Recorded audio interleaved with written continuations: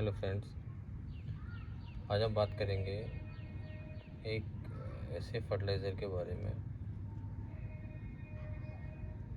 जो कि फ्री है और 100% ऑर्गेनिक है।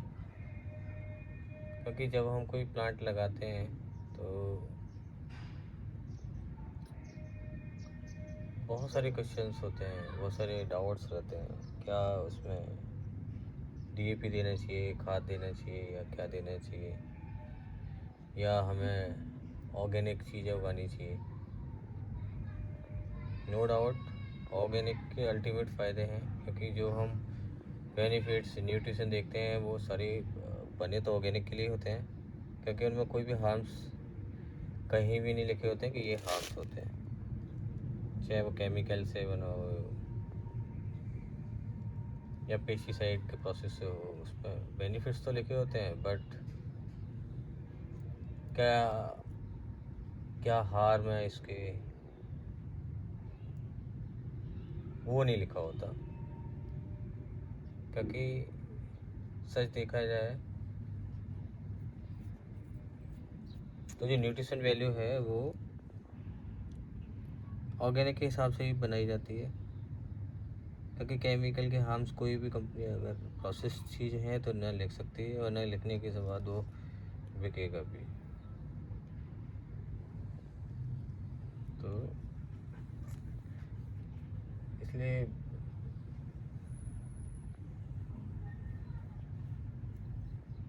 ऑर्गेनिक सीरीज़ में मैं ऐसा खाद दिखाने जा रहा हूँ जिसकी मल्चिंग कर सकते हैं। और एक और रिस्क रहता है, नए हैं या पुराने हैं, ज़्यादा दे दिया तो रिस्क रहेगा, ऐसा कुछ नहीं है इसमें।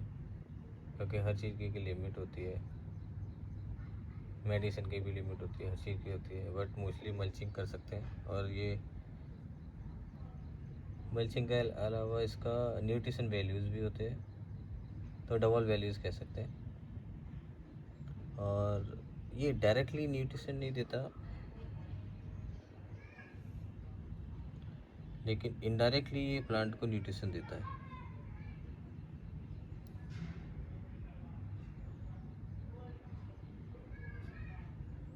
क्योंकि इसमें सेलुलोज, लिग्निन और सम कुछ इसके अलावा भी न्यूट्रिशंस होते हैं जिससे ये मिलकर बना होता है।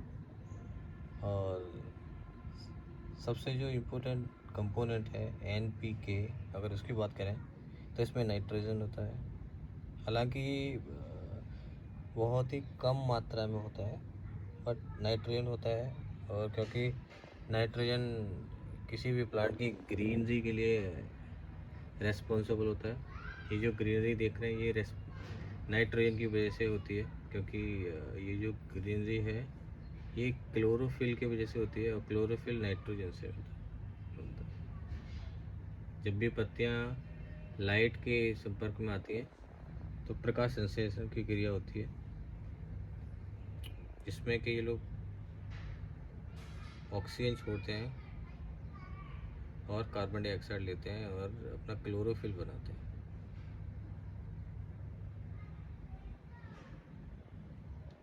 तो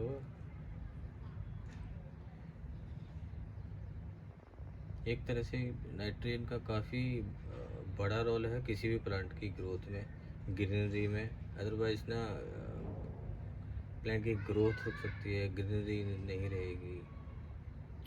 ये बहुत इम्पोर्टेंट है किसी भी प्लांट की ग्रोथ के लिए। तो नाइट्रोजन एक बहुत ही इम्पोर्टेंट कंपोनेंट है किसी भी प्लांट के लिए, ग्रीनरी बनाने के लिए, या कहें कि क्लोरोफिल बनाने के लिए। जो कि क्लोरोफिल इंसेक्ट सबसे ज़्यादा पसंद करते हैं। ग्रीनरी कोई भी इंसेक्ट अगर नुकसान करता है तो क्लोरोफिल की वजह से ही है। क्लोरोफिल अट्रैक्ट करता है कि इंसेक्ट को, और इंसेक्ट क्लोरोफिल ही खाते हैं किसी भी प्लांट का, जो कि खाना बनाता है एक तरह से। सेकंड कंपोनेंट की बात करें तो इसमें फॉस्फोरस होता है। फॉस्फोरस जब ये इसके सेल्स टूटते हैं तो इससे फॉस्फोरस निकलता है, और जैसे कि फॉस्फोरस का फंक्शन होता है किसी भी प्लांट की रूट्स के डेवलपमेंट में काम करता है, पत्तियों के सॉरी फ्रूट्स की डेवलपमेंट हो गए, पॉलिनेशन के लिए, नई नई कलीज बनाने के लिए फॉस्फोरस रेस्पॉन्सिबल होता है।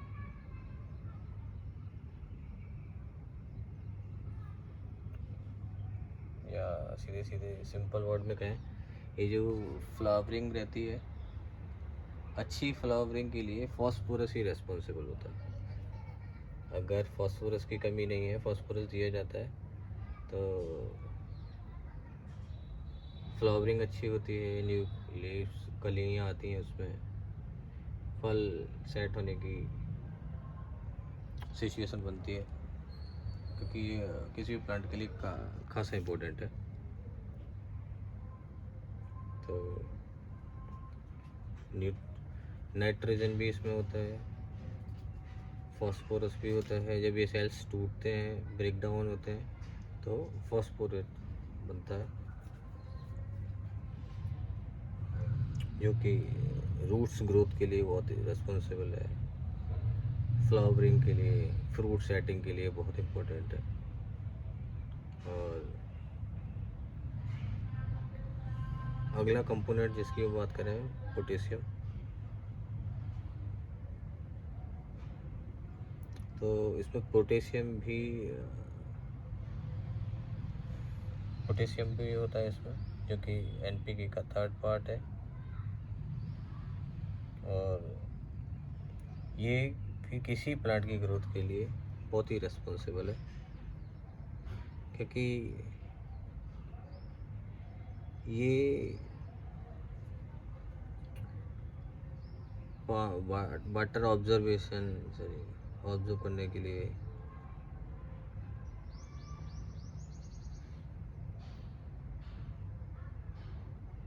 किसी भी बीमारी से बचाने के लिए, मतलब कहते हैं डिसीज रेजिस्टेंस बढ़ती है उससे, ओवरऑल ग्रोथ के लिए जो कि रेस्पॉन्सिबल है।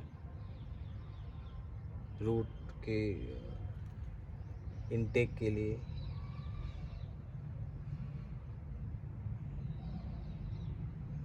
और कहते हैं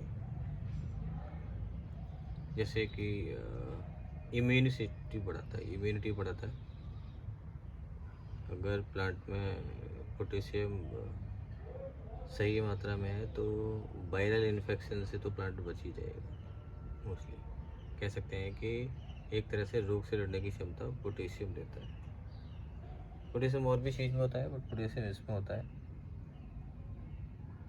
और इसके अलावा कुछ और न्यूट्रिशंस और मिनरल्स होते हैं, जैसे कैल्शियम हो गया, मैग्नीशियम हो गया, सल्फर हो गया, और इसके अलावा भी कुछ बहुत छोटे छोटे न्यूट्रिशंस होते हैं।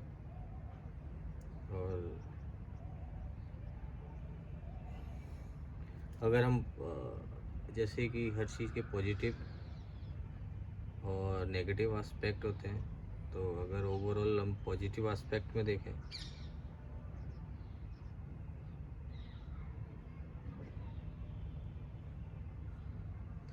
तो जब इसकी मल्चिंग करेंगे तो मिट्टी की स्ट्रक्चर को मेंटेन रखता है ये।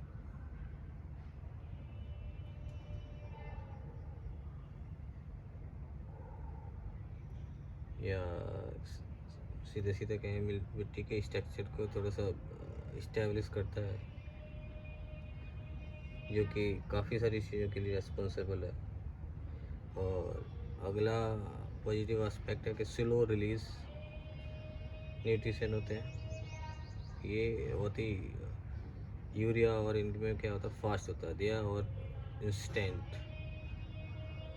बट यहाँ क्या है, ये एक बार देने के बाद, एक बार देंगे तो पूरा प्लांट की लाइफ में, अगर आप वेजिटेबल्स लगाते हैं तो फ्रूट्स लाइफ के लिए एक बार में काफ़ी है, क्योंकि स्लो रिलीज न्यूट्रिशंस होते हैं इसमें।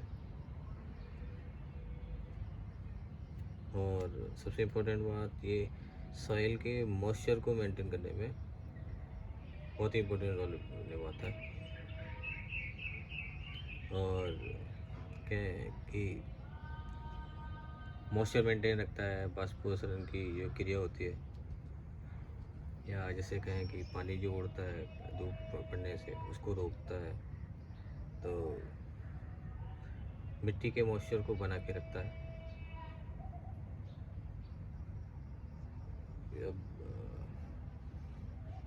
जब हम पॉजिटिव एस्पेक्ट की बात कर रहे हैं तो निश्चित है कि इसमें नेगेटिव भी रहते हैं। हर चीज़ की एक नेगेटिव पहलू भी होता है, तो हम इससे पहले कोई भी चीज़ यूज़ करें हमें उसकी पॉजिटिव एस्पेक्ट और नेगेटिव एस्पेक्ट दोनों पता होना चाहिए। तो हम इसकी नेगेटिव एस्पेक्ट की भी बात करेंगे।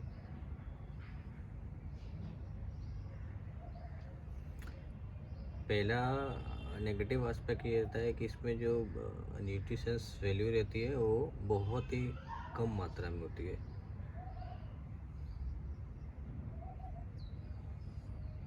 सेकंड, ये मिट्टी के एसिडिक वैल्यू को बढ़ाता है, जो कि हर प्लांट के लिए अच्छा नहीं होता। कुछ प्लांट्स बड़ा